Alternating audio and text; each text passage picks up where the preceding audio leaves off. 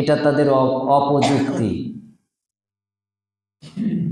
পিকনিকের নাম করে বিভিন্ন জায়গায় যাওয়া এবং সেই সব বেহায়াপনাগুলি, বেলেল্লাপনাগুলি প্রদর্শন করা, যারা এগুলি করে এবং যারা দেখে এবং যারাই সমর্থন করে তারা সকলেই সমপাপী।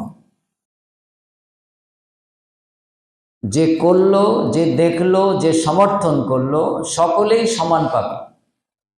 তাদেরকে কোরআনের ভাষায় ফাসিক, পাপাচারী বলে সম্বোধন করা হয়েছে। কারণ এগুলি হলো ভাইরাসের থেকেও মহাভাইরাস। একজনের দেখা দেখি অন্যজন করতে উদ্বুদ্ধ হয়, একটা হলে আরেকটা করার পায়তারা পায়, স্পর্ধা পায়। আর পিকনিকের নামে, খাওয়া দাওয়ার নামে যে আয়োজন হয় তার আড়ালে থাকে মাদকতা, মদ, জুয়া, গাঁজা, আরো বিভিন্ন রকম নেশা আছে। এই নেশাজাত দ্রব্য দিয়েই সেগুলি আড়াল করা থাকে। উপরে থাকে কিছু খিচুড়ি, বিরিয়ানি অথবা কিছু রান্না বান্নার আয়োজন। ডিসেম্বরের 20 তারিখ থেকে নিয়ে জানুয়ারি মাস ব্যাপী এই আয়োজন সমাজের আশপাশে বিভিন্ন জায়গায় দেখা যায় এবং রাস্তাঘাটে কান পাতা দায় হয়ে যায়। তো এই জন্য আল্লাহ সুবহানাহু ওয়া তাআলা গোটা মানব সম্প্রদায়ের মধ্য থেকে একটা জাতিকে, একটা শ্রেণীকে খায়রে উম্মা, শ্রেষ্ঠ উম্মা বলে, শ্রেষ্ঠ দল বলে, শ্রেষ্ঠ জাতি বলে, শ্রেষ্ঠ শ্রেণী বলে ঘোষণা করেছেন। তাদেরকে আল্লাহ সুবহানাহু ওয়া তাআলা দুটি দায়িত্ব দিয়েছেন। এক হলো তা'মুরুনা বিল মা'রুফ, সৎ কাজের আদেশ, ওয়া তানহাউনা আনিল মুনকার, এবং অসৎ কাজের বাধা। এই দুটি কাজ দিয়ে আল্লাহ সুবহানাহু ওয়া তাআলা তাদের একটা বৈশিষ্ট্য, তাদের একটা লকব, একটা টাইটেল প্রদান করেছেন। সেটি হলো খায়রে উম্মাহ, শ্রেষ্ঠ জাতি, শ্রেষ্ঠ শ্রেণী, সর্বশ্রেষ্ঠ গণ। তারা কারা? যারা ভালো কাজের আদেশ দেবে এবং অসৎ কাজকে প্রতিহত করবে, অসৎ কাজের বাধা দেবে।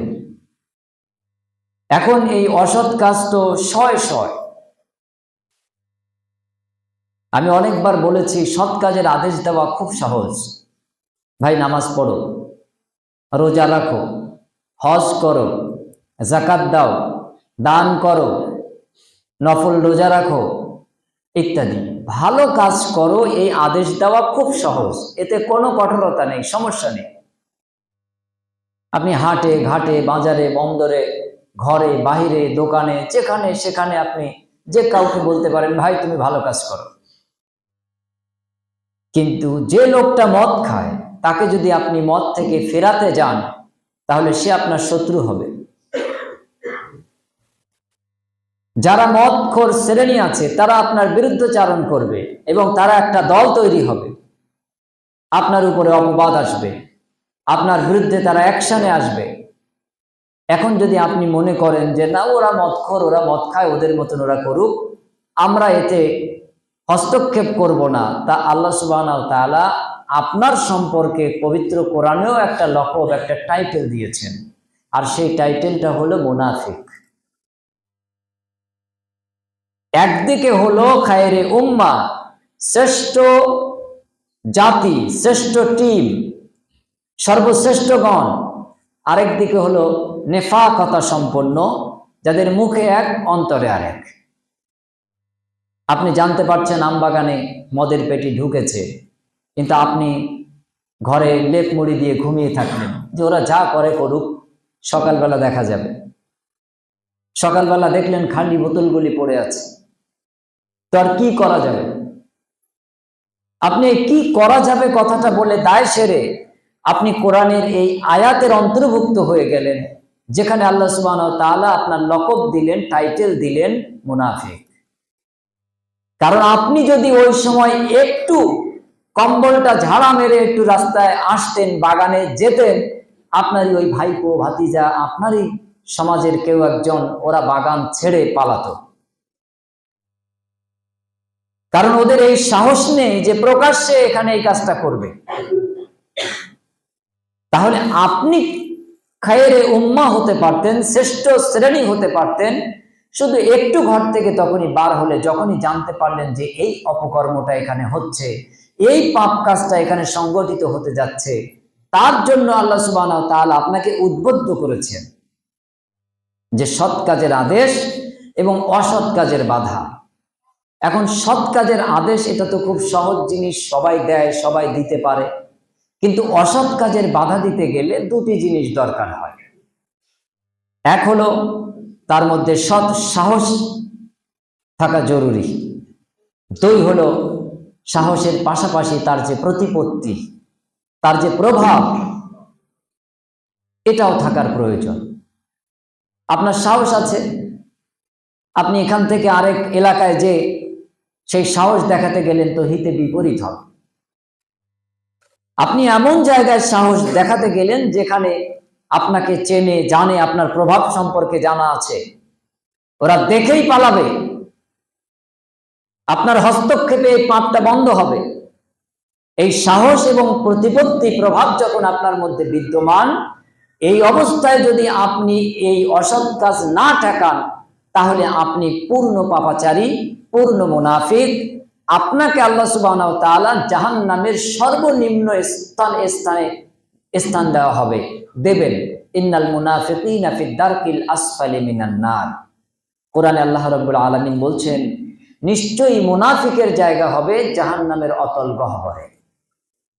মুশরিক, কাফের, বেঈমান, মুরতাদ, আর যত জাহান্নামী শ্রেণী আছে, তারা জাহান্নামে যাবে ঠিক, কিন্তু তারা বিভিন্ন স্তরে থাকবে। কিন্তু সর্বনিম্ন স্তরে যাবে তারা যাদের সামর্থ্য আছে, সুযোগ আছে, কিন্তু তারা অসৎ কাজের বাধা দেয়নি, অথচ তারা মুখে বলে যে আমরা সৎ কাজের কাজী, আমরা অসৎ কাজের বাধা দেই, আমরা ভালো লোক।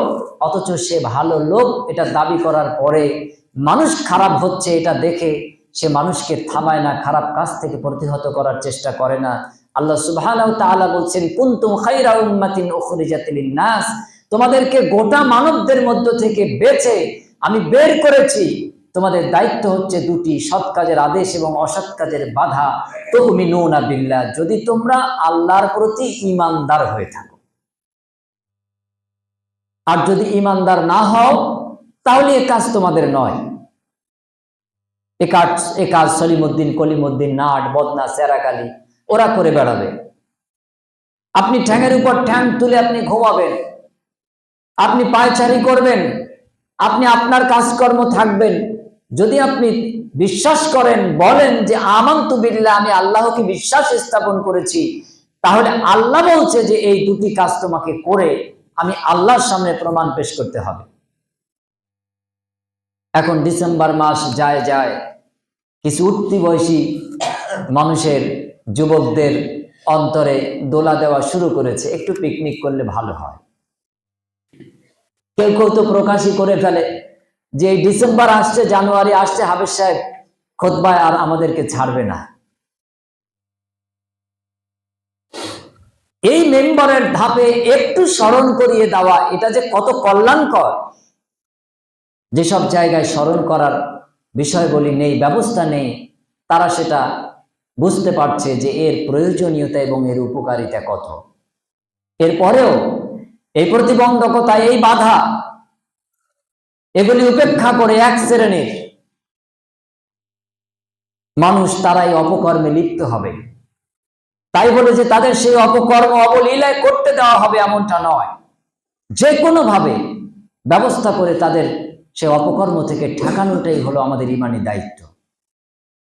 শিক্ষিত মানুষ করতে পারে, অশিক্ষিত মানুষ করতে পারে, একজন ভালো মানুষ পরিচিত সেও করতে পারে, আবার যাকে খারাপ মনে করি সেও করতে পারে। কার মাধ্যমে কোন কাজ ঘটবে এটা আমার আপনার জানা নেই। অনেক সময় আমরা ভুল ধারণা পোষণ করি যে এই কাজটা মনে হয় এই ভালো লোকের দ্বারা করা সম্ভব নয়, অথচ দেখা যায়, প্রমাণ হয় পরক্ষণে যে এই কাজটা তার দ্বারাই সংগঠিত হয়েছে। আবার এমনও হয় যে আমরা সবাই মিলে ধারণা করি যে এই কাজটা অমুকের দ্বারা ছাড়া আর কারুর দ্বারা সম্ভব নয়, করেছে সে। পরক্ষণে প্রমাণ হয় যে না, এই কাজটা তার দ্বারা সংগঠিত হয়নি, এটা এমন একজন মানুষ দ্বারা সংগঠিত হয়েছে যে আমরা কল্পনাও করতে পারি। এখন এই ডিসেম্বর জানুয়ারি প্রচন্ড শীত, এই শীতের মধ্যে আমাদের করণীয় কি আছে? যে টাকাগুলি আপনি পিকনিকে খরচ করেন, যে টাকাগুলি আপনি অপচয় করেন, এই টাকাগুলি আপনি এক জায়গায় করুন। যাদের একটা চাদর নেই, যাদের শীত নিবারণের একটা কম্বল নেই, লেপ নেই, যাদের গায়ে দেওয়ার মতন একটা শীত বস্ত্র নেই, আপনি তাদেরকে একটা শীত বস্ত্র বিতরণ করুন, একটা চাদর দিন, একটা কম্বল কিনে আপনি তাদের কাছে পৌঁছে দিন। আপনার অন্তরে যে তৃপ্তি আসবে, আপনি পিকনিকের নামে কোটি টাকা খরচ করে 7 পেট কেন 7,000 পেট ভরেও যদি খান, ওই তৃপ্তি আপনি পাবেন না। যারা মদ, গাঁজা, জুয়া, লটারিতে নির্মূল হয়ে যাচ্ছেন, ধ্বংস হয়ে যাচ্ছেন, ওগুলি ছেড়ে দিয়ে একবার জীবনে 150 টাকা দিয়ে একটা শীতের চাদর কিনে একজন অভাবী দুস্থ মানুষকে দিয়ে দেখেন, আপনি সারা জীবন যে মদ সেবন করেছেন তার যে কষ্ট সব ভুলে যাবেন আপনি একটা চাদর বিতরণ, একটা দানের মাধ্যমে। আপনার অন্তরকে আল্লাহ সুবহানাহু ওয়া তাআলা প্রশান্তি যুক্ত করে দেবে। কিন্তু দুর্ভাগ্য, এই কাজগুলি ওই রকম, একজন করলে তার দেখা দেখি আরেকজন করে, দুজন করলে তার দেখা দেখি আর 10 জন করে। সমাজে প্রচলন ঘটে এভাবে। যখন আমরা ভালো মানুষ, লেবাসধারী ভালো মানুষ ধারী যারা আমরা, তারা যখন এই ভালো কাজগুলি করি না, তখন খারাপ শ্রেণী মানুষ যারা, অথবা কিছুটা ভালো কিছুটা খারাপ, তারাও এই ভালো কাজ থেকে অনেক দূরে সরে যেয়ে তারা পিকনিক, ভ্রমণ, তারপর বিভিন্ন রকম অপকর্মে লিপ্ত হতে বাধ্য হয় এবং তারা সেই ব্যবস্থার মধ্যেই যুক্ত হয়ে যায়। তারা মনে করে এটাই মনে হয় সংস্কৃতি। যদি আমরা প্রচন্ড শীতে আমরা এলাকা ভিত্তিক শীতবস্ত্র বিতরণ, অভাবী দুস্থ শ্রেণীর পাশে দাঁড়ানোর জন্য আমরা পরিকল্পনা নিয়ে আমরা অগ্রসর হতাম, বিভিন্ন কাজকর্মে আমরা যুক্ত থাকতাম, তাহলে যারা পিকনিক করতে যায় তারাও আমাদের সাথে যুক্ত হতো। আর এই ভালো কাজের কাজী হয়ে তারা যে প্রশান্তি পেত, তখন তারা বুঝতে পারতো যে ওই কাজের মধ্যে কষ্ট রয়েছে, শান্তি নেই। কিন্তু এই ভালো কাজের মধ্যে প্রশান্তি আছে, আত্মতৃপ্তি আছে, আত্মমর্যাদা আছে। এটা নেই বলে তারা আজকে অপকর্মে লিপ্ত হচ্ছে। অতএব আমাদের উদ্যোগ নিয়ে শীত বস্ত্র বিতরণের ব্যবস্থা করতে হবে। এর মানে এই নয় যে সারা দুনিয়ার মানুষ থেকে টাকা কালেকশন করে আপনি এইটা করবেন। আপনারা 5 জন আছেন, 10 জন আছেন, এই 10 জনে মিলেই একটা টিম, এই 5 জনে মিলেই একটা টিম। আপনি আপনার প্রতিবেশী, বাড়ির আশেপাশে যারা আছে, তাদের মধ্যে কার শীতবস্ত্র কম আছে, ঘাটতি আছে, আপনি তাকে পৌঁছে দেবেন। এই কাজগুলি যখন আপনি করলেন, আমি করলাম, আরেকজন করলো, তখন এটার গুরুত্ব বাড়ে, এটার প্রয়োজনীয়তা বাড়ে এবং মানুষ এটাকে মূল্যায়ন করে। এখন এই কাজগুলি পথ দেখাবে কে? মসজিদের ইমাম সে মেম্বারের ধাপে বলতে পারে, কিন্তু এটা কার্যকারিতা করবে কারা? এই দায়িত্ব আল্লাহ সুবহানাহু ওয়া তাআলা কাদেরকে দিয়েছেন? সমাজ পরিচালন পর্ষদ, কমিটি, পরিচালক বৃন্দ, জ্ঞানী গুণী বিবেক সম্পন্ন যারা আছেন, আল্লাহ সুবহানাহু ওয়া তাআলা তাদেরকে এই দায়িত্ব দিয়েছেন। তো এই যে খায়রে উম্মাহ, নাবালপাড়া সমাজবাসীর মধ্যে এই সমাজ পরিচালনার দায়িত্ব যাদের উপরে আছে, এই সমাজের মধ্যে খায়রে উম্মাহ আল্লাহর ঘোষিত আপনি। এখন আপনার কাজ, আপনার ক্রিয়া, আপনার কর্ম ভালো না খারাপ, এটা আপনি নিজে যতটুকু জানেন, আশপাশের লোক তার থেকে হয়তো একটু কম জানে, বেশি জানে না। তো আপনি মসজিদের কমিটি, আপনি মসজিদ পরিচালক, আপনি সমাজ পরিচালন পর্ষদ, আপনি জ্ঞানী গুণী, আপনি সচেতন একজন নাগরিক, আপনার দায়িত্ব হচ্ছে এই কাজকর্মগুলি প্রদর্শন করা। আপনি একজন পথ প্রদর্শক, আপনি উদ্যোগ নিয়ে আপনি এই ভালো কাজগুলি পরিচালনা করবেন। সমাজবাসীর সামনে আপনি নিজেকে মূল্যায়ন করবেন, মূল্যায়িত করে তুলবেন এবং অপরকে যখন যেটা প্রয়োজন আপনি সেই প্রয়োজন নিয়ে চিন্তা ভাবনা করেন, এটা আপনি তাদের কাছে উপস্থাপন করবেন, তারা বুঝতে সক্ষম হবে, আপনার মান এবং মর্যাদা আল্লাহর পক্ষ থেকে বৃদ্ধি হয়ে যাবে। এখন আমাদের মসজিদ কমিটির অবস্থা কি? যারা মসজিদ কমিটিতে নেই তারা গোনে তারিখ শেষ হবে কবে, আর যারা মসজিদ কমিটিতে আছে তারা গোনে কমিটি কি করে আবার পরের বার ঠিক রাখা যাবে। কিন্তু কমিটির দায়িত্বশীলদের যে দায়িত্ব, তাদের যে শর্তাবলী, সেই শর্তাবলী তাদের এখন জিজ্ঞেস করলে মনেও নেই, হয়তো দু একজনের মনে আছে। আর সাধারণ সমাজবাসী যারা, তারা শুধু এই কথাই বলতে ব্যস্ত যে কমিটির লোক এরা মসজিদে আসে না, কমিটির লোক এরা মসজিদে আসে না। একদিন যদি এই কমিটির সদস্য তার চাচা হয়, তার ভাইপো হয়, অথবা তারই বন্ধু বান্ধব হয়, বা তারই গোত্রের একজন, তারই সমাজের, তাকে যদি বলে ভাই তুমি তো কমিটির এই দায়িত্ব পেয়েছিলে, তুমি 5 ওয়াক্ত নামাজ পড়বে কথা দিয়েছিলে, তুমি মসজিদে 5 ওয়াক্ত হাজির হবে, এটা তুমি দায়বদ্ধ ছিলে, কিন্তু সেটা তো কখনো করনি। সাধারণ জনগণ যারা আমরা শুধু ইমাম সাহেবকে বলি, মনে হয় ইমাম সাহেব কমিটির উপরে। আসলে তো কমিটির সদস্য পেয়ে সে মনে করছে 5 বছরের জন্য সমাজ আমার, 5 বছরের জন্য আমি যা করব তাই, 5 বছরের জন্য বা নির্দিষ্ট সময় মেয়াদকাল পর্যন্ত আমি যা করব তাই আমার, কারোর কিছু বলবারও নেই, ভাঙবারও নেই। কিন্তু আসলে কি এই ব্যবস্থাপনাটা এইরকম ছিল, এরকম অথবা এরকম হওয়া উচিত? কখনোই নয়। অনেক সময় আমি বলে থাকি, আজও বলছি, যে এই যে একটা সুন্নাত, একটা দাড়ি, এই দাড়িটা নিয়ে আপনি সিনেমা হলের ভিতরে ঢুকতে নিজের বিবেকের কাছে কতটুকু বাধা পাবেন? যার দাড়ি নেই আর একজন দাড়িওয়ালা লোক, এই দুইজন মানুষ সমানভাবে একটা সিনেমা হলের দরজা দিয়ে ভিতরে ঢুকতে পারবে না। তার এটা একটা বাধা সৃষ্টি করবে, বিবেকের কাছে একটা ধাক্কা দেবে, যারা আমি না হয় এই হলের মধ্যে ঢুকছি, কিন্তু এর মধ্যে যারা আছে তারা কি ভাববে আমাকে, আর আমাকে কি ভাবলো সেটা পরের ব্যাপার, দাড়িকে কি ভাববে। এরপর দাড়িও আছে, তারপর সুন্দর একটা টুপি লাগিয়ে আপনি যদি সিনেমা হলের ভিতরে দেখতে যান, তাহলে আপনার কেমন হবে ভিতরটা একটু ভাবেন তো। আপনাকে ছাগলের মতন টেনে হিচড়ে নিয়ে ভিতরে ঢোকা সম্ভব হতে পারে, নচেত আপনি টুপি মাথায় দিয়ে ভিতরে যেতে পারবেন না। বিবেকের কাছে একটা বাধা।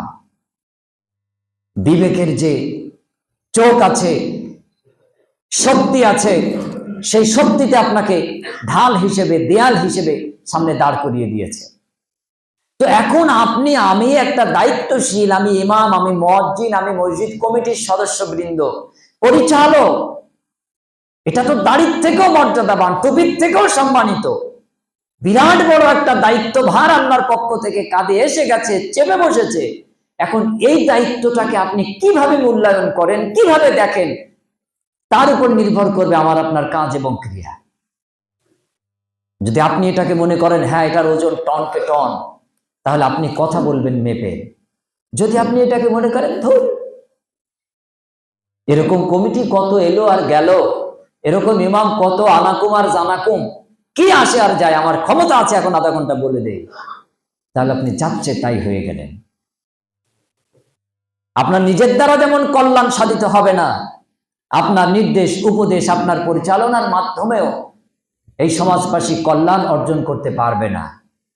তার জন্য আপনার যে দায়িত্ববোধ, এই দায়িত্ববোধের পূর্ণ মাত্রা আল্লাহর দেওয়া আয়নায় আপনাকে দেখে নিতে হবে যে আপনি হলেন খায়রে উম্মাহ, শ্রেষ্ঠতম নির্দেশদাতা, শ্রেষ্ঠতম শ্রেণী দায়িত্বশীল। আপনার কাজ হলো সৎ কাজের আদেশ এবং অসৎ কাজের বাধা দেওয়া। তুমিনুনা বিল্লাহ, যদি আপনি ইমানদার বলে নিজেকে দাবি করেন, তো ইমানদার তো বটেই, তারপর তো মসজিদের ইমাম, ইমানদার তো বটে, তারপর তো মসজিদের মুয়াজ্জিন, ইমানদার তো বটে, তারপরে মসজিদের কমিটি, ইমানদার তো বটে, তারপরে মসজিদের মুসল্লি। তাহলে আমরা তো সবাই মুসল্লি। তাহলে এই যে অসৎ কাজগুলি হচ্ছে, হতে যাচ্ছে, আপনি বাধা দিচ্ছেন না কেন? আপনার এই নামাজে আপনাকে কিভাবে জাহান্নাম থেকে ঠেকিয়ে দেবে? পারবে না ঠেকাতে। এদিকে আপনি নামাজ পড়তে আসছেন, আস্তে আস্তে দেখলেন একটা ছাগল অন্য একটা ফসল খেয়ে ফেলছে। এখন আপনার বিবেক যদি বলে যে আমি আগে মসজিদে যাই, জামাত ধরি, তারপর এসে আমি এই ছাগলটা তাড়াবো, তো আপনার এই যে জামাত, এই নামাজে আপনার কতটা নেকি এনে দেবে? আপনার বিবেক যখন বলবে জামাত আমি যে পাবো, অথবা জামাত না পেলে আমি একাকে মসজিদে যে আদায় করব, কিন্তু এই ফসলটা ছাগলে ক্ষতি করছে, এর ক্ষতিকারক দিক অনেক। এক্ষুনি লাউ গাছের মালিক যদি দেখে, হেসো দিয়ে এক কোপ মারতে পারে ছাগলকে। আর ছাগলের মালিক শক্তিশালী, তার ছেলে পেলে যারা আছে তারা যদি দেখে আমার ছাগলকে হেসো দিয়ে মেরেছে, তাহলে তারা এসে আবার হেসো দিয়ে লাউ গাছের মালিককে কুপিয়ে শেষ করতে পারে। একটা ছোট্ট লাউ গাছের ডগা নিয়ে, পাতা নিয়ে একটা বিরাট বড় কোন্দল বেঁধে গেল, সমাজ দুই ভাগ হয়ে গেল, কেস মামলা মোকদ্দমা, কত রকম খরচ পাতি, কত রকম ঝই ঝামেলা লেগে গেল। আপনি দেখেন, আপনি খালি একটু হিসাব করেছিলেন যে আমি আগে নামাজটা পড়ে আসি, নামাজ তো ফরজ, ভালো কাজ ছিল, কিন্তু এই নামাজ এটা ভালো কাজ, আর ওটা হলো ক্ষতি ঠেকানো।